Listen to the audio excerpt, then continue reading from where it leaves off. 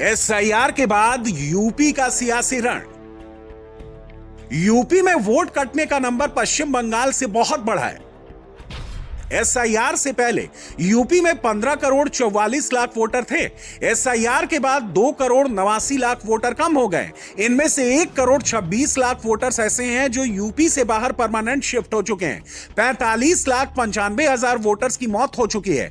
23 लाख 32 हजार duplicate voter मिले हैं, यानी इनका नाम 2 या 2 से ज्यादा जगहों पर वोटर लिस्ट में था।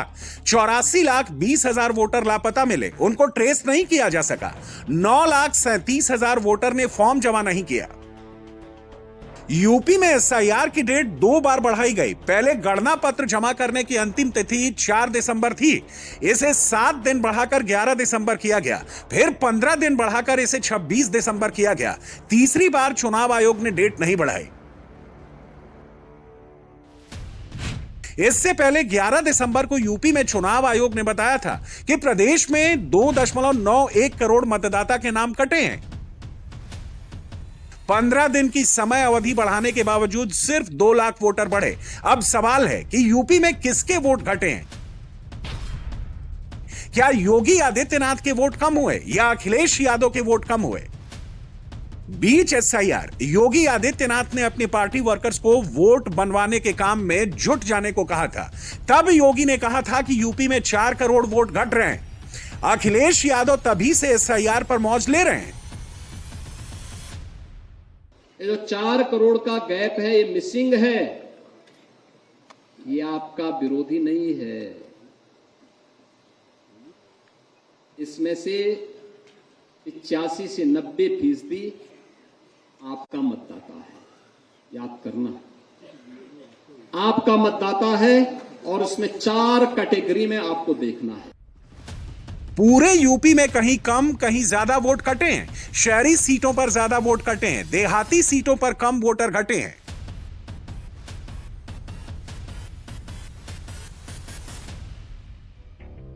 लखनऊ में 30% वोटर कट गए हैं। गाजियाबाद में 29% मतदाता कम हो गए। बलरामपुर में 26% वोटर घट गए।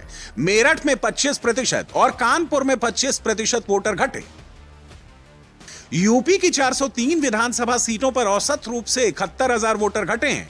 बिहार में वोटर्स की शिफ्टिंग प्रॉब्लम थी। बिहार के प्रवासी वोटर राज्य से बाहर रह रहे थे, इसलिए उनके वोट कटे। यूपी में बिहार का मसला उतना इफेक्टिव नहीं है। लखनऊ, गाजियाबाद और नोएडा में अगर प्रवासियों के नाम कटे हैं तो बीजेपी के लिए चिंता वाली बात होनी चाहिए, लेकिन बीजेपी चिंतित नहीं है। कम से कम वो चिंता में दिख नहीं रही है।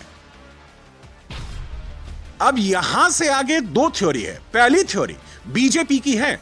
बीजेपी के नेता कहते हैं कि एसआईआर से वोटर लिस्ट का शुद्धिकरण हो गया, घुसपैठिए यूपी छोड़कर भाग गए और अब वोटर लिस्ट में जो नाम हैं वो असली वोटर हैं।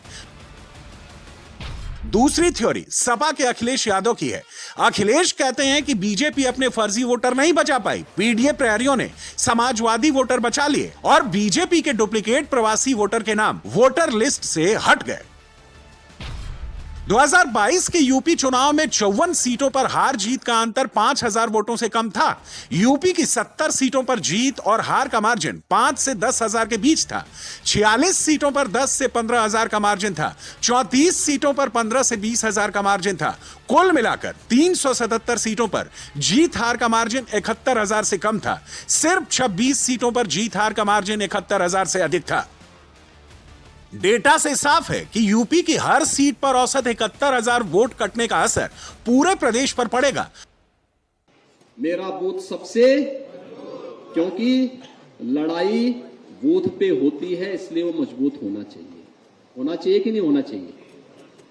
अब मैं आप सबसे कहूंगा, अब ड्राफ्ट सूची आ रही है आपके पास, आने लग गई, उसकी नकल मिलने लग गई, उसका एक बार अवलोकन करना चाहिए।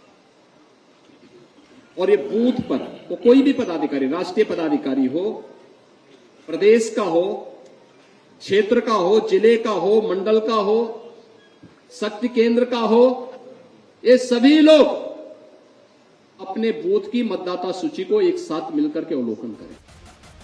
कुल मिलाकर स्थिति यह है कि एसआईआर ने यूपी चुनाव का नंबर गेम चेंज कर दिया है। एसआईआर के बाद हर सीट पर पार्टियों को जातीय गुणागणित का हिसाब भी लगाना है। यह काम 26 में पूरा कर लेना है ताकि 27 में नेता शांति से चुनाव लड़ सकें। एसआईआर के बाद वोट चोरी पर ताला। यहां याद रखना जरूरी है कि एसआईआर का पूरा प्रोसेस राहुल गांधी के आरोपों के बाद शुरू हुआ था। महाराष्ट्र चुनाव के बाद राहुल गांधी ने वोटर लिस्ट में गड़बड़ी का मसला उठाया तो चुनाव आयोग ने बिहार से एसआईआर स्टार्ट कर दिया। कांग्रेस पर सिर मुंडाते ही ओले गिरे। बिहार में सूपड़ा साफ हो गया। बीजेपी के हाथ में बैठे बिठाए घुसपैठिया मुक्त भारत बनाने का नैरेटिव आ गया कि हमारे यहाँ 8 लाख से ज़्यादा वोट कट रहे हैं, जिसके अंदर जिन क्षेत्रों में हमारे को 70-80% वोट मिलता है वहाँ पर 6 लाख से ज़्यादा वोट हमारे क्षेत्र में कटे।